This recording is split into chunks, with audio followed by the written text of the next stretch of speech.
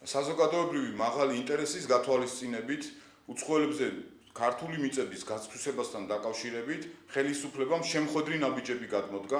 მას შემდეგ, რაც მემარცხენე ალიანსმა სარეფერენდუმოდ მოამზადა საკითხი და ცენტრალურ საარჩევნო კომისიაში წარადგინა მიწების უცხოელებზე გასცვისების საკითხის გადაწყვეტილება ხალხისთვის მიენდო. მას შემდეგ, რაც საკონსტიტუციო განხილვების პროცესში საზოგადოების ერთმა ნაწილმა ძალიან მკვეთრი პოზიცია დააფიქსირა, ხელისუფლება წამოვიდა შემხვედრ ნაბიჯებზე და უკვე განაცხადა, რომ საქართველოში სასოფლო-სამეურნეო მიწები უცხოელებზე აღარ გასცვისდება. ეს განცხადება იქნა გაკეთებული საქართველოს პარლამენტის აგრარული კომიტეტის თავმჯდომარის ოთარ დანელიას მიერ, მაგრამ ჩვენ ხშირად გვინახია, როდესაც მაღალი თანამდებობების პირები, სხვადასხვა ჩინოვნიკები გადაწყვეტილებებს, ზეპირ გადაწყვეტილებებს ცვლიდნენ, აღებულობდნენ საბოლოო კანონმდებლობამდე არ მიდიოდა მათი გადაწყვეტილებები და მოტყუებული რჩებოდა ისევ საზოგადოება და ხალხი. ჩვენ მოუწოდებთ დღეს ხელისუფლებას, საქართველოს პარლამენტის უმრავლესობას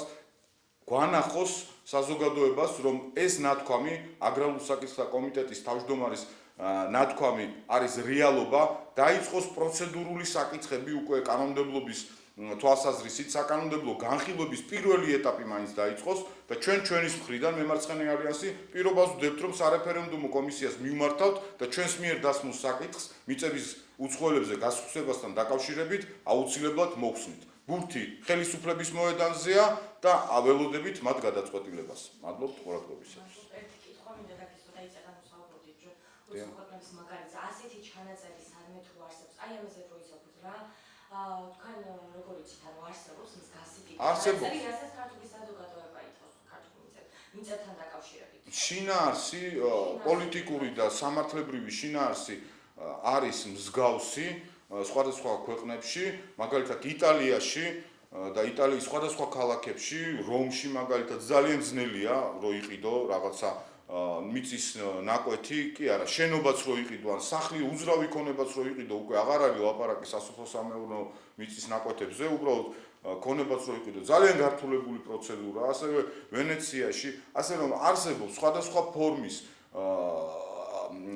მიმართულებები, სამართლებრივი და იურიდიული და საკანონმდებლო და საკონსტიტუციო, რომელიც აფერხებს უცხო ქვეყნის მოქალაქეებზე კერძო საკუთრების უძრავი ქონების გასცვისება გაყიდვას.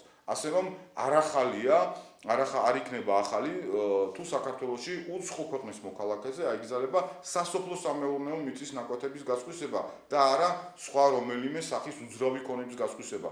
საზოგადოება ისეთ პარტიებს, როგორც არიან ნაციონალური მოძრაობა და მათი განაყარები დირჩი და ესეთი პარტიები, ესეთ პარტიებს საზოგადოება შეცდომაში შეყავთ და იძახიან, რომ არის ყველა სახის უძრავ ქონებაზე არის აკრძალვა დაწესებული, რომ თითქოს და ჩვენ ვითხოვთ ყველა სახის უძრავ ქონებაზე აკრძალვას, ეს არის შეცდომა, ჩვენ ვეხებით მხოლოდ და მხოლოდ სასოფლო-სამეურნეო მიწის ნაკვეთებს, ვინაიდან იმდენად მწირია, რომ საქართველოში სასოფლო-სამეურნეო მიწის გამოყენება ჩვენი ქვეყნის მოქალაქეებისთვისაც არ არის დამაკმაყოფილებელი. ეს რესურსი, რომ ეს სიკეთე ეს რომელიც არის საქართველოში და რომელიც ბუნებამ და ღმერთმა გვაჩუქა, ეს სიკეთე იმდენად მცირეა და იმდენად მწირია, რომ ჩვენი ქვეყნის მოქალაქეებიც თვისაც კი არ არის საკმარისი და ამიტომ ჩვენ უნდა გაუფრთხილდეთ აი ამ სიკეთეს, რომელიც პირველ რიგში ჩვენი ქვეყნის მოქალაქეებისათვის უნდა იყოს აუცილებელი და საჭიროებისამით გამოსაყენებელი ხოლმე. მე ვიფიქროთ უცხო ქვეყნის მოქალაქეს. აი ფორმულირება შეიცვალა და მართული ამას რომ აღარ ჩაიწერება კონსტიტუციაში. აი თუმცა გარკვეული ფორმულირება უკვე ალბათ იციან როგორ უნდა ჩაწერონ. აი როგორ ფიქრობთ ეს საზოგადოების აღშფოთება რამდენად დამშვიდდება საზოგადოება ამაში? ბოლოს, იცით რა, თავიდან პარლამენტის თავმჯდომარემ განაცხადა, რომ მიწები ვერ აუგზავენ უცხოელებზე მიწების გასცვისებას გაყიდვას, ვერ აკრძალავენ.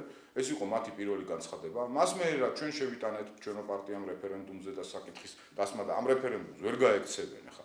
კი შეიძლება რაღაცა პოლიტიკური განცხადება მიაყურადონ, ან არ მოусმინონ, ან გვერდზე გადადონ, რაღაცა ხალხის რაღაცა აქტიობას ყურადღება არ მიაქციონ, მაგრამ რეფერენდუმს ვერ გაექცევიან, იმიტომ რეფერენდუმი კონსტიტუციის ზე თანაბარ იერარქიაში დგას სამართლებრივად. ანუ კანონთა იერარქიაში რეფერენდუმი და კონსტიტუცია თანაბარ იერარქიაში არიან. ამიტომ რეფერენდუმს ვერ გაექცევია. აი მას მე რა ჩვენ შევიტანეთ რეფერენდუმზე, მას ეს აღნიშნული საკითხი, მას შემდეგ რაც საზოგადოებამ მართლა ძალიან მძაფრი რეაქცია დააფიქსირა, აი ეს განცხადება, რომელიც პარლამენტის თავმჯდომარემ გააკეთა უცხოელებზე მიწის გასხვისების თაობაზე, შეცვალეს და დღეს უკვე რეზონანსში წავიკითხეთ უკვე აგრარულ საკითხთა კომიტეტის პარლამენტის წევრის განცხადება, რომ არ აიგრძალება და უცხოელებზე ნებადართული იქნება მხოლოდ და მხოლოდ იჯარით გაცემა. ეს აბსოლუტურად სავსებით მისაღებია, ძალიან კარგი ფორმულირებაა. კი ბატონო, ამგვარი სახის ფორმულირებას ჩვენ ვეთანხმებით, უბრალოდ დაგვანახო მხოლოდ და მხოლოდ ერთი განცხადება საგაზეთო ფურცლებზე გაკეთებული არ არის საკმარისი, იმიტომ რომ ჩვენ მავნე პრაქტიკა ვიცით ხელისუფლების წარმომადგენლებისაგან, რომ იტყოდნენ, დაგვაჯერებდნენ, გააჩერებდნენ ხალხს და საზოგადოებას და შემდეგ გააკეთებდნენ ისე, რომ შედეგი იყო აბსოლუტურად რადიკალურად განსხვავებული. ამიტომ დაიწყო განხილვები, კანონს მოგეხსენებათ სამი მოსმენა ჭირდება და ამ კანონს ყოველ შემთხვევაში სამი მოსმენა დაჭირდება, თუ საკონსტიტუციო კანონი არის, თუ კონსტიტუციაში შეიტანოთ, თქვათ უკეთესი, მაგრამ მე ეჭვება რომ კონსტიტუციაში შეიტანონ, არა უშავს, ორგანულ კანონში შეიტანონ, ამ ორგანულ კანონს სამი მოსმენა ჭირდება. დაიწყონ მოამზადონ პაკეტი უკვე საკანონმდებლო ინიციატივის, დავინახოთ, რომ პირველი ნაბიჯები გადადგმულია და რა თქმა უნდა საზოგადოებას დაწყნარდება. ჩვენთვის არ არის საკმარისი მხოლოდ და მხოლოდ საგაზეთო ფურცელზე ერთი განცხადება, ამითი ვერ დავწყნარდება, ვერ დაწყნარდება საზოგადოება. თუ დავინახავთ, რომ აი დარეგისტრირდა კანონპროექტი, თუნდაც აგრარულ საკითხთა კომიტეტის თავმჯდომარის ინიციირებით დარეგისტრირდა და ამისი უფლება აქვს, დარეგისტრირდა კანონპროექტი იმას რასაც ჩვენ ვითხოვთ, ჩვენი მხრიდან პირობას ვიძლევით, რომ იმავდროულად გამოვიტანთ სარეფერენდუმო კომისიიდან ჩვენს მიერ დასმულ საკითხს. მადლობთ ყურადღებისთვის.